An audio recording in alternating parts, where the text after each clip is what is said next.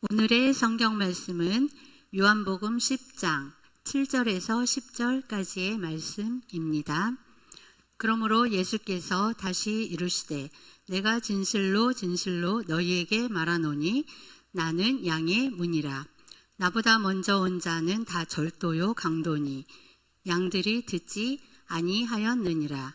내가 문이니 누구든지 나로 말미암아 들어가면 구원을 받고 또는 들어가며 나오며 꼴을 얻으리라.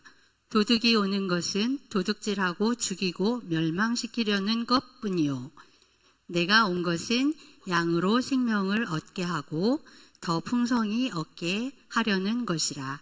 아멘. 지난주 예수님이 어떤 분이신지를 함께 살펴보았습니다. 예수님은 우리의 선한 목자십니다. 그리고 우리는 그분의 양입니다. 양은 스스로 길을 잘 찾지 못합니다.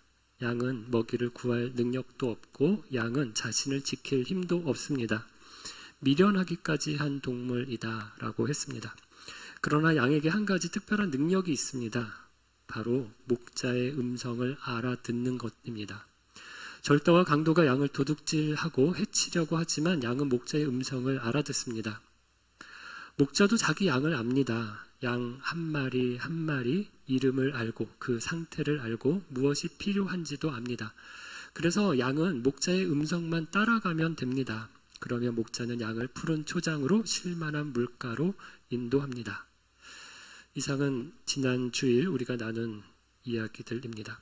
그런데 오늘 본문에 보면 예수님께서 조금 다른 이야기를 하십니다. 지금까지는 나는 선한 목자다라고 말씀하셨습니다. 그런데 오늘은 자신을 양의 문이다라고 소개하십니다. 7절을 보겠습니다. 그러므로 예수께서 다시 이르시되 내가 진실로 진실로 너희에게 말하노니 나는 양의 문이라. 목자라고 하시던 예수님께서 이번에는 문이라고 하십니다. 왜 목자라고 하셨다가 다시 문이라고 하시지? 이런 생각이 들어서 조금 헷갈립니다. 여러분, 예수님이 양의 문이라고 하는 말씀은 무슨 뜻일까요? 이 말씀을 이해하려면 당시 양우리의 형태에 대해서 조금 이해해야 할 필요가 있습니다. 지난주에도 말씀드렸던 것처럼 팔레스타인의 양우리는 크게 두 종류였습니다. 첫 번째는 마을 안에 있는 우리입니다.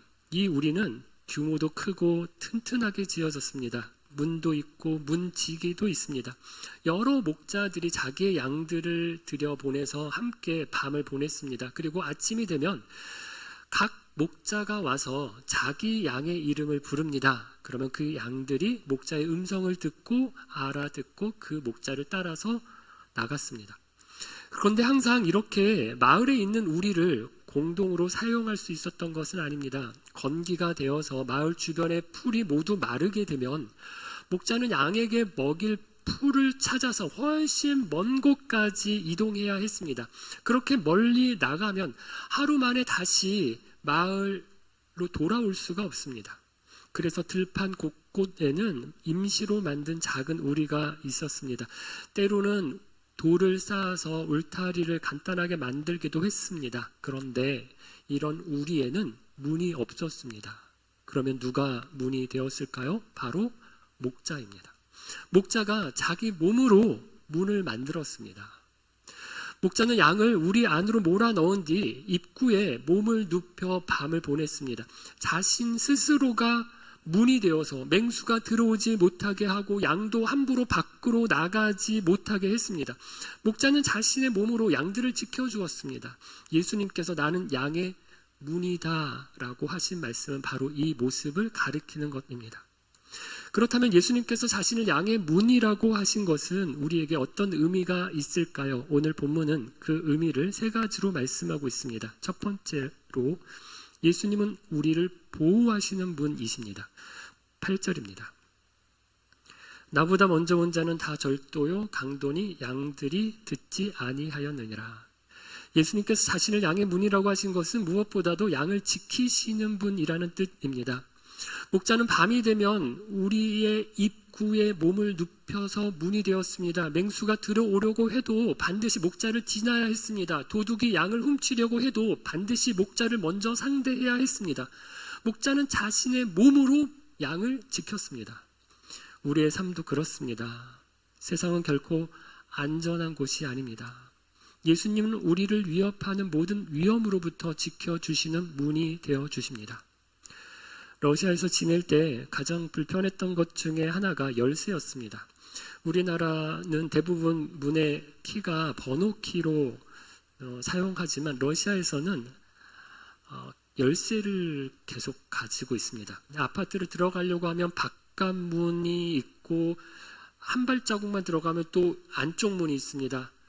엘리베이터로 층을 올라가면 그 또 층의 문이 있고 현관의 문을 또 있습니다. 그러니까 자기 아파트에 들어가려고 하면 4번의 키를 열쇠로 열어야 했습니다. 그래서 늘 묵직한 열쇠 꾸러미를 주머니에 넣고 다녔습니다. 그런데 그렇게 철저하게 잠가도 도둑은 있었습니다. 교인 집에 도둑이 들어서 집안을 쑥대밭으로 만든 일도 있었고 자동차를 도난당하는 일은 여러 차례 제가 목격했습니다. 요즘은 유럽으로 여행을 가는 분들도 소매치기를 조심하려고 굉장히 여러 가지 준비를 한다고 합니다. 가방은 항상 앞으로 메고 지갑은 나누어서 보관하고 여권은 몸 안쪽에 복대를 만들어 넣고 스마트폰은 막 채가지 못하게 손가락 고리를 항상 달기도 한다고 합니다. 이처럼 우리는 끊임없이 자신과 재산을 지키기 위해서 노력합니다. 문을 만들고 자물쇠를 달고 CCTV를 설치하고 보안장치를 합니다. 그러나 그것만으로 완전한 안전을 보장할 수 없습니다. 도둑은 호시탐탐 우리를 노리기 때문입니다. 다시 8절을 보면 예수님이 나보다 먼저 온 자는 다 절도요 강도니라고 말씀하십니다. 이 말씀은 예수님 이전에 살았던 모든 사람들이 다 절도고 강도다라는 뜻은 아닙니다. 예수님 이전에도 세례 요한이 있었고 구약시대에도 하나님께서 보내신 참 선지자들이 있었습니다. 그런데 누구도 있었을까요? 거짓 선지자들도 있었습니다. 예수님께서 말씀하시는 절도와 강도는 하나님의 이름을 말하면서도 하나님의 뜻을 전하지 않는 거짓 선지자들을 가리킵니다. 구약의 역사서와 선지서들을 보면 참된 선지자는 한결같이 회개와 심판을 외쳤습니다. 죄악에서 돌이켜서 하나님께로 돌아와라.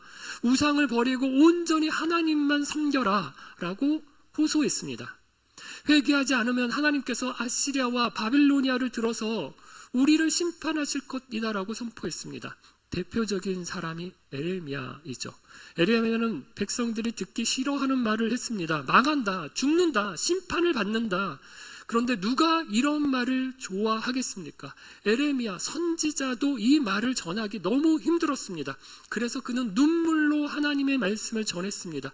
그래서 에레미야를 눈물의 선지자라고 부릅니다. 결국 그는 사람들에게 핍박을 받고 감옥에 갇혔습니다. 반대로 거짓 선지자들은 어땠을까요? 거짓 선지자들은 백성들이 듣고 싶은 말만 전했습니다.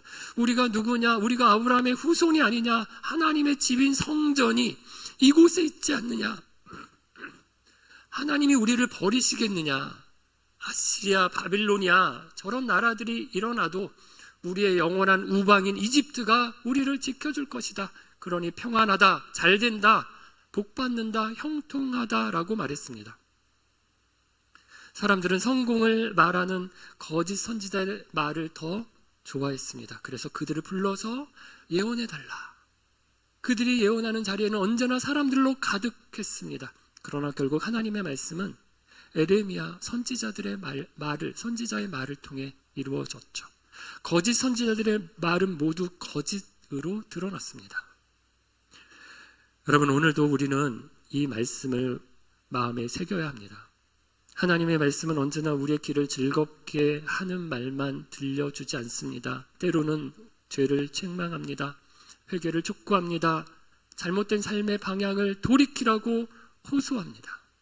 그것이 우리를 살리는 말씀이기 때문입니다. 반대로 사람의 말만 만족시키고 듣기 좋은 말만 하면서 하나님께로 인도하지 않는 가르침이 있습니다. 결국 양을 보호하는 것이 아니라 양을 위험으로 이끕니다. 예수님은 그런 자들을 절도요 강도라고 말씀하셨습니다. 여러분, 절도와 강도는 힘으로만 뺏지 않습니다. 달콤한 말을, 듣기 좋은 말로 사람들의 마음을 사로잡습니다. 겉으로는 하나님의 말씀을 전하는 것처럼 보이지만 결국 자신을 높이고 자신의 유익을 구합니다. 예수님 당시에도 바리새인과 사두개인들이 그랬습니다. 그들은 하나님의 백성을 하나님께로 인도하기보다 자신들의 권위와 이익을 위해 이용했습니다. 오늘도 마찬가지입니다. 사람을 하나님보다 자신에게 묶어두려고 하는 모든 가르침은 여전히 우리 주변에 있습니다. 자신이 문이라고 합니다. 자신을 통해야만 복을 받는다고 합니다. 자신만이 하나님의 뜻을 안다고 주장합니다. 그러나 예수님은 내가 양의 문이라고 하십니다. 예수님 외에 어떤 문도 절도요 강도입니다. 제 아무리 대단한 목사라고 하더라도, 유명한 목사라고 하더라도 문이 될 수 없습니다. 오직 예수님만이 우리의 문이십니다. 목자는 양들을 우리 안으로 몰아넣은 뒤에 이제 야 너희들끼리 잘 지내 하고 떠나지 않았습니다. 입구에 자신의 몸을 눕혀서 스스로가 문이 되었습니다. 양들이 편히 쉬는 동안 목자는 잠을 설쳐야 했을 것입니다. 맹수가 오면 가장 먼저 싸워야 했으며 도둑이 오면 가장 먼저 위험을 감당했습니다. 예수님께서 바로 그런 목자가 되어 주셨습니다. 예수님은 멀리서 우리를 그냥 지켜보시는 분이 아닙니다. 우리와 함께 계십니다. 우리 앞에서 우리의 위험을 막아주시는 분입니다. 그리고 그 보호는 십자가에서 가장 완전하게 나타났습니다. 선한 목자이신 예수님은 양인 우리를 살리시기 위해서 자신의 생명을 내어 주신 것입니다. 그러므로 여러분, 우리의 목자이신 예수님께 피하기 바랍니다. 시험이 찾아오고 유혹이 밀려오고 사탄의 공격이 있을 때 사람에게 피하려 하지 마십시오. 돈이나 자신의 능력을 의지하지 마십시오. 예수님께 나아가 도움을 구하십시오. 우리는 양입니다. 스스로를 지킬 수 없는 연약한 자들입니다. 사람도 마찬가지입니다. 아무리 대단해 보여도 사람은 우리의 구원자가 될 수 없습니다. 사람에게는 한계가 있기 때문입니다. 그러나 예수님은 다르십니다. 예수님은 우리의 문이 되어주시고 우리를 둘러싸 보호하시며 끝까지 지켜주시는 선한 목자이십니다. 그러므로 두려울 때 우리 예수님께 달려가십시오. 예수님의 음성을 들으십시오. 양의 문이신 예수님 안에 거하는 것이 우리에게 가장 안전한 길입니다. 그분께서 오늘도 저와 여러분을 모든 악으로부터 보호하시고 끝까지 지켜주실 것입니다. 두 번째로 예수님은 구원의 문이십니다. 9절 말씀입니다. 내가 문이니 누구든지 나로 말미암아 들어가면 구원을 받고 또는 들어가며 나오며 꼴을 얻으리라. 첫 번째는 보호였습니다. 문은 양을 위험으로부터 지켜줍니다. 그런데 예수님은 한 걸음 더 나아가 말씀하십니다. 그 문을 통하여 들어오는 사람은 구원을 얻는다는 것입니다. 세상 사람들도 안전을 원합니다. 그래서 호신용 스프레이를 사기도 하고 돈이 많은 사람들은 보디가드들을 두는 사람도 있습니다. 어떤 사람은 미신을 의지해서 매일 아침 오늘의 운세를 봅니다. 중요한 날마다 무당에게 가서 날을 받아오는 사람도 있습니다. 사람을 만나도 되는지 안 되는지 궁합을 보기도 합니다. 부적을 써서 몸에 지니고 다니면서 이 부적이 나를 보호해 줄 거라고 생각합니다. 요즘은 기운이 북한산에 있다고 해서 사람들이 북한산을 그렇게 많이 올라간다고 하더라고요. 그러나 보호보다 더 중요한 것이 있습니다. 바로 구원입니다. 우리가 아무리 오래 살고 아무리 안전하게 살아도 구원이 없다면 어떻습니까? 가장 중요한 것을 놓친 것입니다. 성경에서 구원을 가장 잘 보여주는 사건은 노아의 방주일 것입니다. 홍수가 시작되기 전에 하나님께서는 노아에게 방주를 지으라고 하셨습니다. 그리고 홍수가 시작될 때 노아와 노아의 가족들을 방주 안으로 들어가게 하셨습니다. 그리고 성경은 하나님께서 친히 방주의 문을 닫으셨다고 말씀합니다. 방주 안에 있는 사람, 그 문 안에 있는 사람은 구원을 받았습니다. 그러나 방주 밖, 그 문 밖에 있는 사람은 모두 심판을 받았습니다. 생명과 죽음을 가른 것은 단 하나였습니다. 문 안에 있느냐, 문 밖에 있느냐 하는 것이었습니다. 예수님께서 바로 그 문이십니다. 예수님 안에 있는 사람은 구원을 얻고 예수님 밖에 있는 사람은 심판을 받습니다. 그래서 예수님은 내가 곧 길이요 진리요 생명이니 나로 말미암지 않고는 아버지께로 올 자가 없느니라라고 말씀하셨습니다. 생각해 보십시오. 세상에 그 누구도 이렇게 말한 사람은 없었습니다. 어떤 위대한 스승도 내가 진리를 안다고 말한 적은 있습니다. 그러나 내가 진리다. 어떤 사람은 내가 길을 안다고 말한 사람은 있습니다. 하지만 내가 곧 길이다 라고 말한 사람은 없습니다. 그렇게 보면 예수라고 하는 사람은 둘 중에 하나입니다. 인류의 위대한 스승 정도가 아니라 정말 하나님의 아들이시든지 아니면 정말 대단한 사기꾼입니다. 예수님은 당신이 진리고 길이고 생명이라고 말씀하셨기 때문입니다. 예수님은 단지 구원의 길을 그냥 소개해주고 가르쳐주는 분이 아니라 구원의 길 자체이십니다. 그래서 예수님은 평범한 종교 지도자로만 이해할 수 없는 분입니다. 그분의 말씀은 참이거나 거짓입니다. 그리고 우리는 예수님의 죽음과 부활을 통해서 그분이 참으로 하나님의 아들이심을, 그분이 하신 말씀이 참이심을 믿을 수 있게 되었습니다. 여러분, 구원은 어려운 것이 아닙니다. 하나님께서 우리에게 복잡한 조건을 요구하신 것이 아닙니다. 예수님께 나아오는 것입니다. 예수님을 믿는 것입니다. 예수님을 의지하는 것입니다. 문은 그냥 바라보기 위해 있는 것이 아닙니다. 문은 들어가기 위해, 통과하기 위해 있습니다. 문 앞에 서 있기만 해서는 안 됩니다. 문을 통하여 안으로 들어가야 합니다. 오늘도 예수님은 우리를 초청하십니다. 나는 문이다. 누구든지 나를 통하여 들어오면 구원을 얻을 것이다.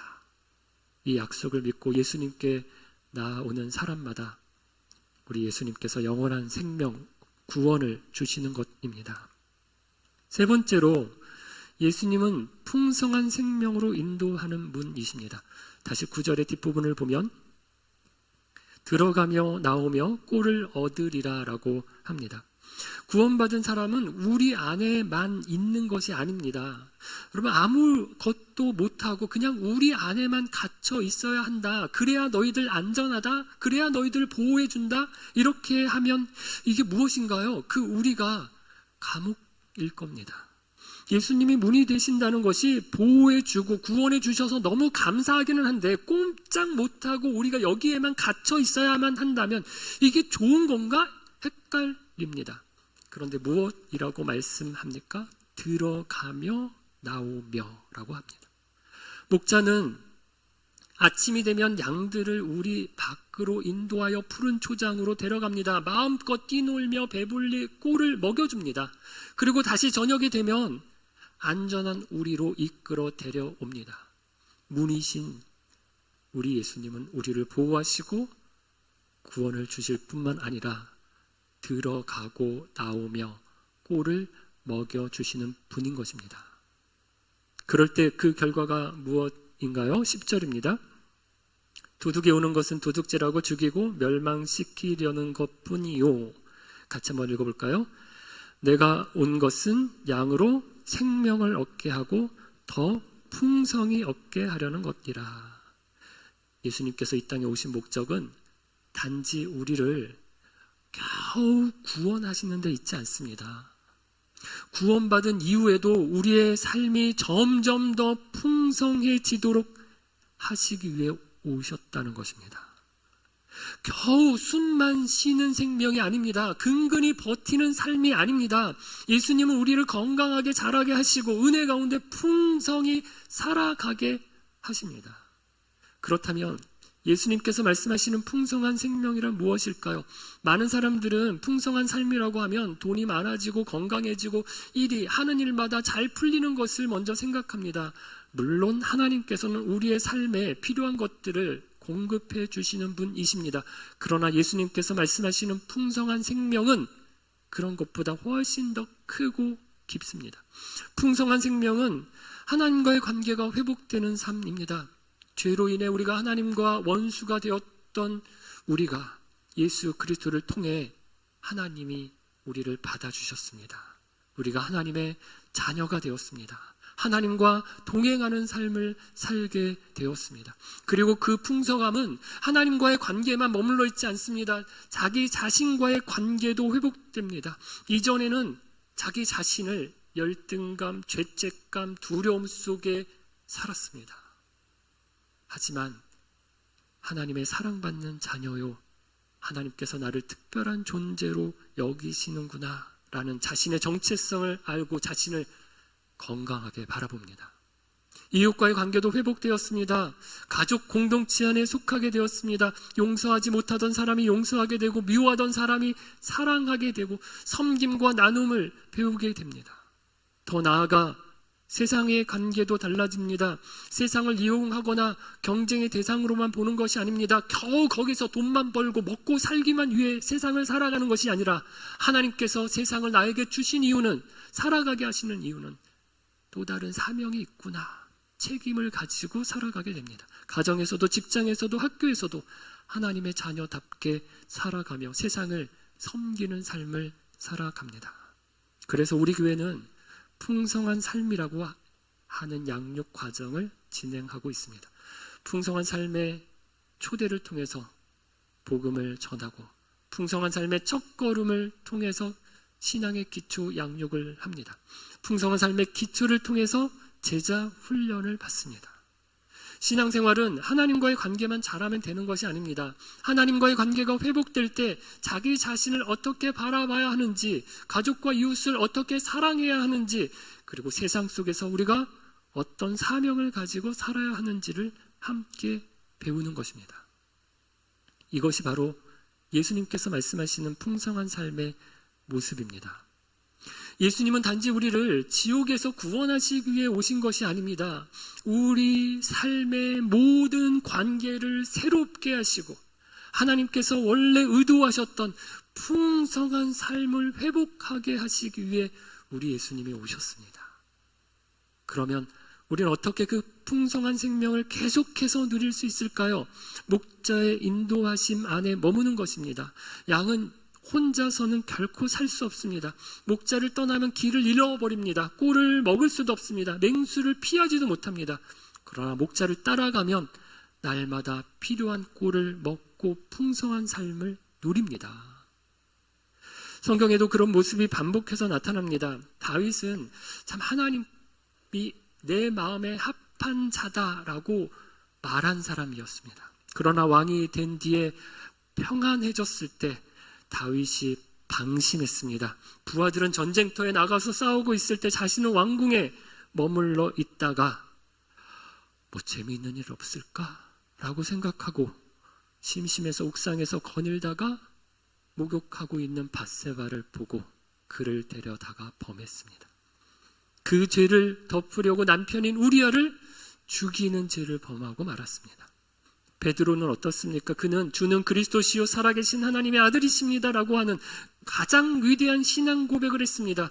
예수님께서도 큰 칭찬을 하셔서 너의 이름 반석 위에 내가 내 교회를 세우겠다, 내가 너에게 천국의 열쇠를 주겠다라고 하는 놀라운 칭찬을 들었습니다. 그런데 바로 이어서 인간적인 생각으로 예수님 십자가 지실 수 없습니다 라고 말리다가 사탄아 내 뒤로 물러가라 라고 하는 책망, 큰 꾸중을 들었습니다.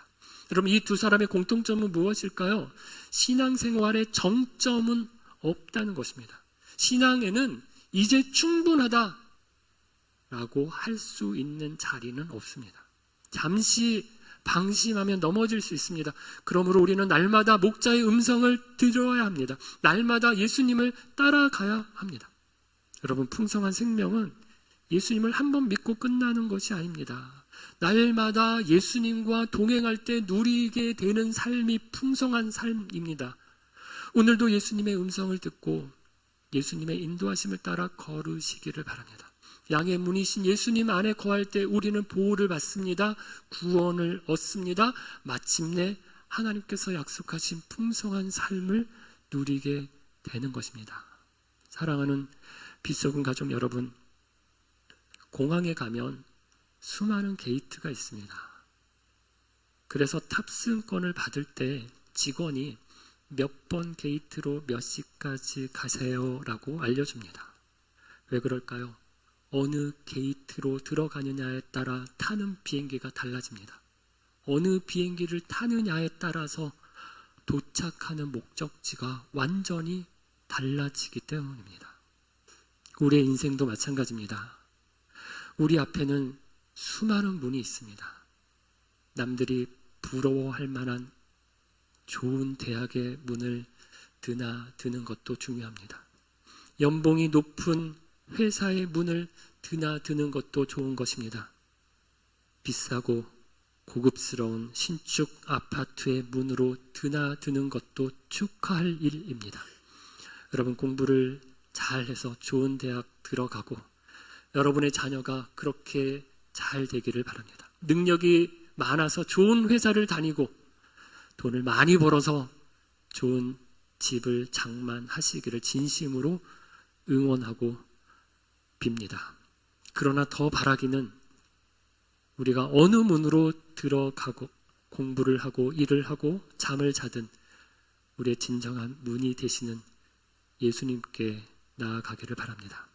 예수님은 우리를 보호하시는 분이십니다. 예수님은 우리를 구원하시는 분이십니다.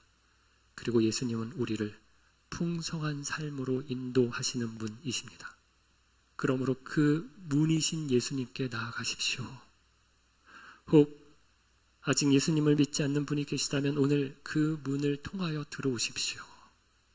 예수님께서 구원의 은혜를 베풀어 주실 것입니다. 이미 예수님 안에서 생명을 얻은 성도들은 지금의 신앙에 안주하지 마십시오.